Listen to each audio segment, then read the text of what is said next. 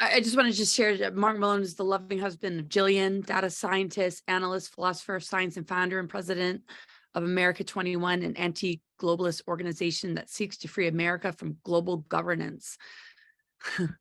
Yeah, that's certainly been an experience. Yeah, I guess on the background of that, for those that don't know, I have been working to remove our states from Agenda 2030 and the Great Reset. And we've not managed that, but we've managed some pretty cool things. We've rescued about 20 million acres of land in Montana. Among some of the cool things, banning mandatory vaccinations and other stuff. Okay, so let's begin at the beginning. Based on the best research that we can find, and this stuff in the first couple of slides comes from the Metabolic Cancer Institute and Professor Steve Fried at Boston University. And I'm going to get into why that's really important in the next couple of slides, but cancer begins at deoxygenation. So the beginning of the cancer process is when the cell is sapped of oxygen as an energy source. So as we see here, healthy cells produce 89% of their energy using oxygen. So this non-oxidative metabolism that we see here, that is largely what cancer begins. And this is where it becomes into fermentation. This is where that the cancer cells, as they're becoming cancer cells, are no longer oxygenated. They then to begin a different growing process, and that's why they grow so abnormally compared to normal cells. So that's the beginning of cancer. This is actually what it looks like. So unlike what is commonly known, and I had this disagreement with the oncologist, and he really didn't understand what I was talking about, but mitochondrial damage is the beginning of cancer. It is not genomic instability. The gene, doesn't matter which one it is, doesn't matter if it's P53, P21, they always talk about BRCA1, doesn't matter. Mitochondrial damage is the beginning step. The gene, be it whichever of those that we're looking at, is responding to the cell environment. And in this case, the cell environment is about mitochondrial damage. Lots of things can cause mitochondrial damage, as we have here: viruses, inflammation, radiation, etc., carcinogens. And I did hear somebody talking about viruses earlier. That's certainly one factor, and that certainly can cause it. But it's basically a snapping of the mitochondria, which is in the cytoplasm, which is the environment of the cell. Now, some of the sort of more, I guess we could call them forward-thinking PhDs, like Bruce Lipton, people that talk a lot about a lot of the stuff that has been talked about today when it comes to how we think, the placebo effect, and how energy affects health. Well, this pretty much aligns with what people like Bruce Lipton have been saying for a long time, which is that the environment creates the instability, not the predetermination. So in this case, gene is a blueprint. The blueprint is then carried through, right? And that blueprint is through inherited traits based on evolutionary strategy and survival. That is why different peoples across the world have different traits based on the environment and how you're going to adapt and survive to your environment. The environment in this case is the cytoplasm, where the mitochondria is, the environment of the cell, not the nucleus where the gene is. This is really, really essential because this changes everything about how cancer begins. Of course, if it's the environment of the cell, then it can't be caused by some predetermined factor. It is caused by something that has come in and destabilized it. Now, a lot of us have known this for a long time, that Rockefeller medicine has been trying to drive predetermination through genes as cancer because, of course, it equals power and money. But we actually have conclusive proof of that. So Professor Fried proved it in the lab, and this is what it looks like. They took the gene, the nucleus of a cancer cell, they put it in a healthy cell. The healthy cell did not get cancer. They transferred the cytoplasm, the mitochondria, into a healthy cell, and it did get cancer. So they have conclusively proven this, that even if they were to take the gene from the cell and put it in a healthy cell, it did not get cancer. It was the mitochondria, rather the cell environment, cytoplasm. So this is what Professor Fried has proven. Should have got a Nobel Prize for this, but of course he didn't, because I guess that doesn't suit the agenda at large. So big part of everything that else has been discussed, of course, as it relates to stress, as it relates to emotional healing, all those things are critical because all those things relate to the environment, both our environment that we are living in the environment that we think, the environment that we eat and drink, but the environment of the cell is also very important. Now, unfortunately, these are all preventative measures. Once this cancer cycle is kicked off, we do have to take some other approaches, but certainly a healthy mitochondrial environment could prevent any cancer. So cancer is part metabolic, part genetic response. Okay, so the gene is responding to the damaged mitochondria, or rather the bad environment of the cell. The gene is then triggering and saying, communicating differently, and it's saying replicate, replicate, replicate, because we're under attack. Damaged mitochondria comes from all sorts of things, can be hormonal, can be viral, can be some kind of blunt trauma, toxin, you name it. Okay, so the gene is responding to that. So deoxygenation is the beginning phase, and there are many causes of that, many we just went through. Mitochondrial damage follows. The cancer stem cells then begin in response to the damaged mitochondria. Protein glycosylation and phosphorylation begins. So this is where it starts to proliferate, and we have metastasis, and then we have continued growth. That cycle basically just goes through those stages over and over again. So it doesn't change the prognosis or complexity of cancer, but it does change many fundamental ways of treating cancer, and I would say most importantly, the cause of cancer and the cause of the disease. These are the growth drivers. This looks really complex because it is, but I wanted to highlight it just for a few facts, for a few reasons, because it's so much related to treatment and it's so much related to how we get a grip on cancer at large. So stress, we've talked a lot about that today, and that is absolutely a factor into a growth of cancer. And that's why we have stress coming through in this channel, coming through to all the different pathways that communicate various things, in this case, proliferation and continuing. We have nutrients. I'm going to talk more about that because there's really only one nutrient that drives cancer in a serious way. But nutrients come through. We have hormones, these are growth factors, and then we have the energy. Okay, so really, these are the four things that grow cancer: the energy, the hormones, and the stress. So we obviously covered a lot about stress today, and that's an essential thing that is often missing from treatment. But there are other growth factors as well that we also want to get a handle on, namely glucose, glutamine, hormones, and the blood. And we're going to come through to that next. So these are all the different signaling pathways. And we do have treatment things that cover a lot of these signaling pathways, namely ivermectin. But there are other ones as well that I'm going to talk about. So the treatment cuts these things. You see all these different signals, they're all coming down, and then they're telling the cancer to replicate. So we have treatments that can come in and cut this path up and break these up. So cuts the P1, 3K through to AKT, and that will basically cause the cell to stop communicating. But we also need to get a handle on the four things that are coming through the top. So you want to take multiple different things at the same time. You want to stop the growth, you want to kill the signal pathway, and of course you want to stop the cause. So two primary things: glucose and glutamine. That's the energy source for cancer. That is the nutrients, and that is the energy coming through here. So we have hormones, that's separate, we have stress, that's separate. And we have glutamine coming through here, and we have glucose coming through here. That is the primary energy source for cancer. That is what it feeds on. So in this case, glucose is beginning to be pretty well known. It isn't just sugar. Sugar is obviously the biggest thing, but of course, any carbohydrates are converted to glucose in the body. So we want to remove any carbohydrates whatsoever. That's one major part. That's the major channel. And then glutamine is the other major channel. Glutamine is a little bit tougher because glutamine is in every food. It's a very abundant amino acid, and our body even produces it. So there's no way of cutting out glutamine in the diet like you can cut out glucose. Though glucose is still pretty tough to stop even with diet, because our body does like to try to convert things into glucose for energy. So these are the two fundamental things that Professor Seyfried came up with as it relates to the energy. Now, when we've talked about hormones and there's other things, that's not really his area.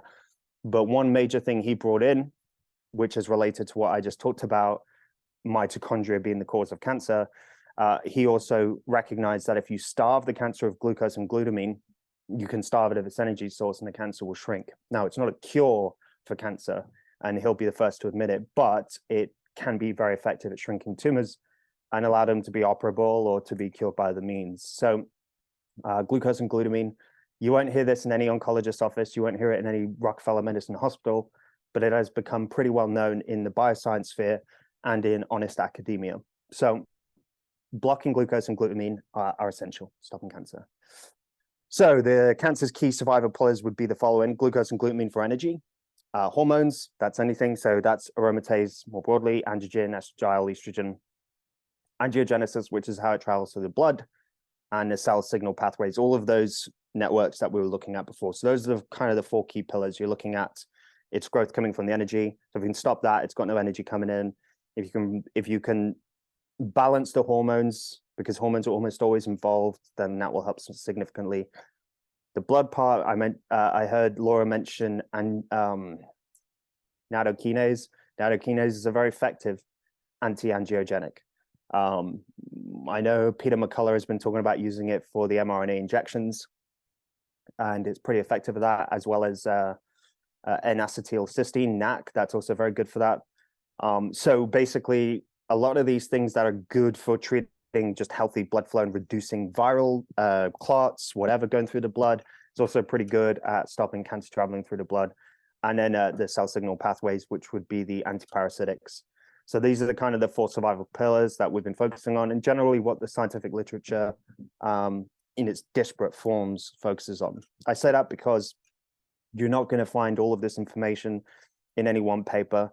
I will try to put that together when this is over, but if you can search and do the research science through all the disparate parts of the area, you will find all these parts, but you have to piece them together. But that's pretty much what it comes down to. So if you can stop it traveling through the blood, you can balance the hormones and you can starve it of the energy, you're on to pretty much getting rid of the cancer more broadly. So ivermectin, I wanted to just show a couple of examples.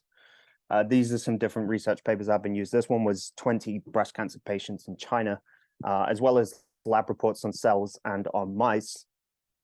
So this was just typical breast cancer, not triple negative breast cancer, and that there's a major difference between the two. However, the results here are pretty phenomenal. So they treated 3 milligram per kilogram of ivermectin, which is quite a bit higher than what you would use for something like COVID-19. But of course, cancer is much more serious than COVID-19. Nonetheless, the results are pretty phenomenal. So you can see by day 35 that the treatment of ivermectin, that the tumor has gone down very, very significantly. Without ivermectin, as you can see this line, it is 150 millimeters. So you can see in this picture the difference. Tumors controlled, tumors without, and tumors with ivermectin treatment. So it's quite a phenomenal difference in how it reduced the growth of the breast cancer tumor significantly. There are plenty of other examples. This is ivermectin treatment for leukemia. So we can see the same pattern here. No ivermectin treatment, and you can see the tumor volume going up to 700 within just over 2 weeks. Treatment with ivermectin, and you can see it is under 200 within those couple of weeks. So that's a difference of, I don't know, a factor, it's 3 times smaller based on the treatment of that for leukemia. And then we see this over and over again. This is ivermectin treatment for colon cancer, and we see the same type of trend where we see in this bottom red line here, it is once the ivermectin was administered, the growth didn't really continue much on the red line, and with it continued quite a bit. And this control was with ivermectin, nothing else. This green one was ivermectin and other things. So basically, we do begin to see the same pattern over and over again. And these are really important for us to know because obviously ivermectin is a very safe drug to use for all sorts of diseases, obviously parasites, viruses, and cancer. And compared to cancer treatment, it's also very cheap. So we have a lot of good research to show this, and there's over 100 papers on this. I just obviously picked out a few just to show different cancers. So triple negative breast cancer does not respond to treatments of breast cancer. It's a very different type of disease. There's a few different reasons for this. The most obvious one that they talk about is the fact that estrogen, progesterone, and epidermal growth factors are not there. So when we were looking at the cell at the beginning, and we had all these growth factors like hormones at the top, typical breast cancer will have these receptors at the top. So you can treat it with hormone blockers, or you can treat it with like chemo pills, triple negative cancer doesn't have those. So those are all gone. So it's like the cell is switched off to any conventional treatments, which is why it says right here, it has limited response to hormonal immune therapies, and the aggressiveness is pretty high. So this is useful for us to know, because in knowing that, we can obviously avoid a lot of the mistakes that typical Rockefeller medicine would make in doing this, which we have. And one of those is that we just can't treat it with conventional methods. The ivermectin results are pretty good, and I'm going to show those, but it requires an additional aspect, which is what our surgery is going to get into. Okay. So the key treatment pillars: inducing apoptosis and autophagy. So that's the cancer cell death. That's cutting all the signal pathways that we looked at in the diagram. Ivermectin is good for that. Mebendazole is good for that. Vitamin C IV is good for that, but you can't use vitamin C IV or vitamin C in general with ivermectin. They are contraindications. Vitamin C will block the serum permeability of ivermectin, so you can't use them at the same time. The vitamin C will basically make the ivermectin useless, but separately, they're both very good. Sodium dichloroacetate is also very good, which actually comes from pomegranate peel. Even though it sounds quite clinical, it's sourced from a very natural product. And artemisinin is also very good for this, which is wormwood, which is actually half of what ivermectin is sourced from. Ivermectin is essentially just wormwood on steroids. So the first thing is inducing apoptosis, inducing the cell death of the cancer cell, cutting the signal pathways. The other one is the growth factors we talked about. That's energy and hormones. I'm obviously not into blocking hormones. We just want to regulate and balance hormones. But as these hormonal drivers are pretty high, initially we want to do that fairly firmly. So metformin, the diabetic drug, is good for that. That's really especially for the glucose and glutamine. Metformin is used for diabetics, and it restricts glucose and glutamine to the cell, because obviously that's bad for diabetics. So in this case, we're just applying that to the cancer cell. Aromatase inhibitors more broadly, that's hormones, but natural ones are berberine, pepper, chili, resveratrol, and DIM200. Those are all natural supplementations, which are also very good at restricting those growth factors. Unfortunately, they haven't been successful for us. Metformin has been better because of the type of cancer we're dealing with, but there are a lot of cancers where berberine, pepper, chili, resveratrol can be very effective. Likewise, as we saw in that breast cancer, non-triple negative breast cancer study, ivermectin alone was very effective. So there are a lot of areas where taking a solely natural route is plenty effective. Anti-angiogenesis, that's where the nattokinase is, but also Panax, ginseng, black seed oil, and curcumin are very good for that. And mebendazole, which is also an antiparasitic like ivermectin, is also very good for that. And then the immune support. So that's the PD-1 blockade and the PD-L1. So I'll show an image of this in a second so it makes more sense. But basically, the immunotherapy allows the treatment to get into the tumor cell to kill it. But there is another one, that's PD-L1, that's blocking it. And there are natural compounds that do that very well. Green tea is the most important one, but apigenin and CBD are also very good for that. So then basically what we're trying to do is maximize these areas, kill the cancer cell, restrict the growth, clean the blood, and get the immune system working. And honestly, we've got hundreds and hundreds of scientific papers on using these in different areas, not together. I haven't seen anything of combining this, but in the desperate areas that they use, they're very effective, be they natural or clinically used. Because even the medicines here, like mebendazole, ivermectin, which of course are pharmaceutical, are very safe for pharmaceutical standards. So those are the kind of key areas that we're working on. This is what it looks like. So, and this is especially difficult in triple negative cancer.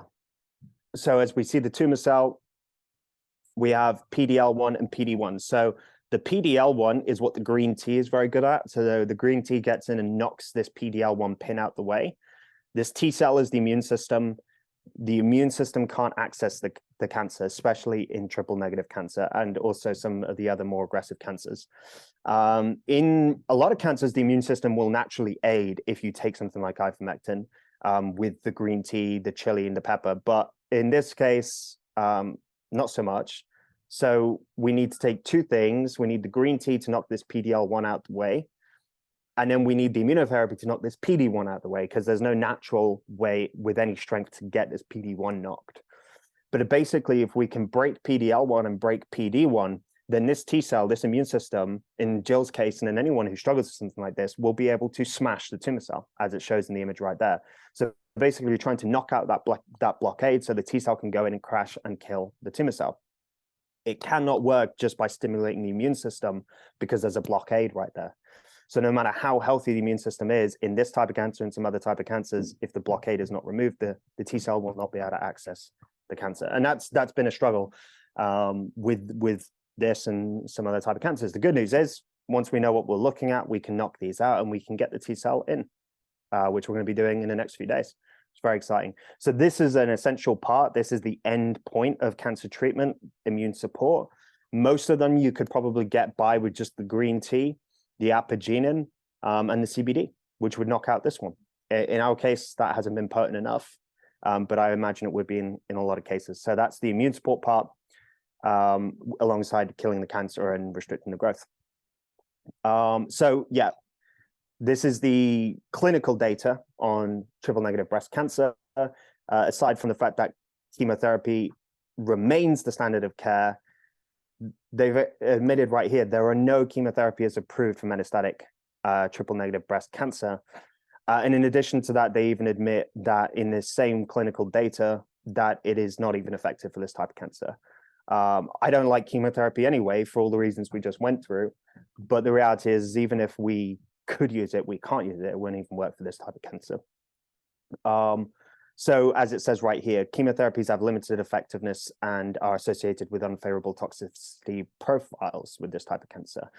So here's the good news. I want to share a paper shortly, because this is the cure that we have come across in the scientific literature for this type of cancer. And it's to do with the ivermectin and the immunotherapy. But I wanted to highlight this sentence just because it's really important for people that want to shield the chemotherapy.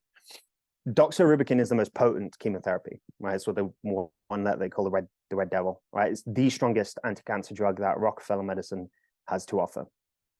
And in the paper here, they're saying that doxorubicin failed to achieve durable responses in tumor regression. The strongest chemotherapy failed to push back the tumor. In addition to that, it gets even worse. And these so-called brain boxes in the oncology department haven't figured this out yet somehow. Doxorubicin at concentrations destroys what they call blood mononuclear cells. That is the T cell. That's the T cell that travels through the blood. So basically, this thing we just looked at, that's essential to cure cancer, the immune system, the most potent chemotherapy destroys. And we wonder why the treatment is so awful. So the good news is we're obviously not doing that, and we've found a way around it. So I wanted to just highlight one important thing as it relates to what we're going to be doing next week. So we have this one. This is what I want to share. This is what I want to share. This is going to be helpful. So hopefully everyone can see the page that we're looking at.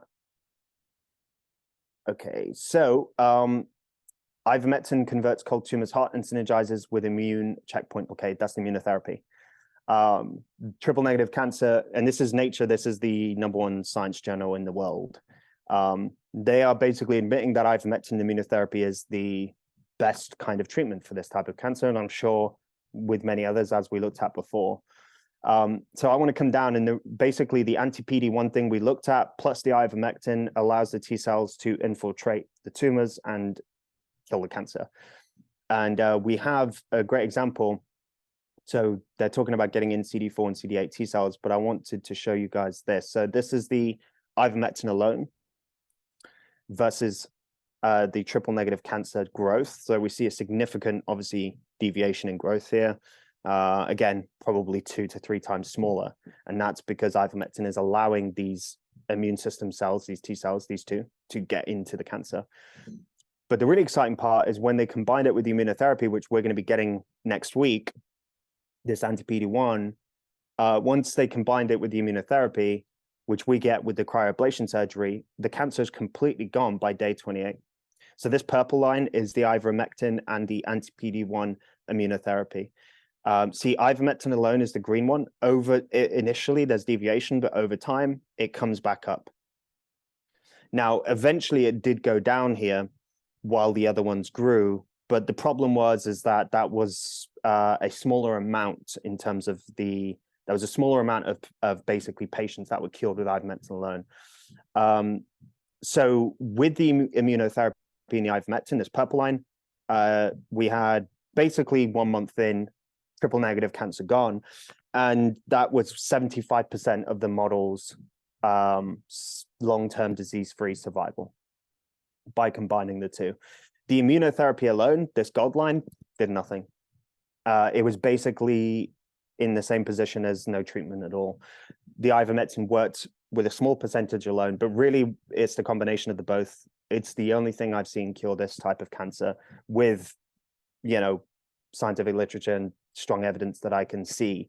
So that's really exciting. So that's part of the cryoablation surgery that we're doing, aside from freezing the tumor and the immunotherapy vaccine that the doctor will give Joe will complement the ivermectin, so we can hopefully get onto this purple line and the cancer will be gone.